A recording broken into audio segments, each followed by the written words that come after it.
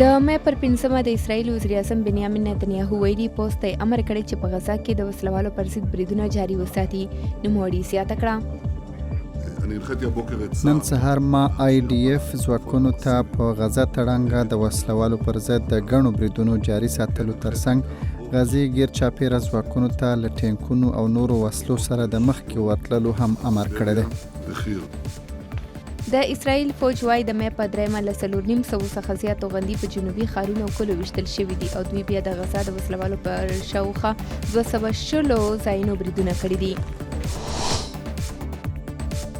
د مې پر 4مه د امریکا د پلټنو وفاقي ادارې د کیوبا له ګوانتنامو بې څخه تلونکې هغې الوتکې په اړه پلټنې پیل کړي چې د جمعې په شپه په فلوریډا کې په هوایي ډګر د سړک پر ځای په سیند کې ودرېده. په دې الوتکه کې 143 مسافر ناست وو. د پیښې له وجې 21 کسان زخمیان شوي وو. دا کار د خراب موسم پر مهال شوی وو.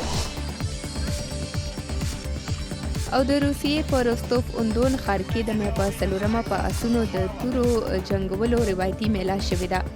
د میلې یو ګډونوال وایي د دې مقصد ماشومانو ته د کلتوري ورثو په اړه زده کړې ورکول دي.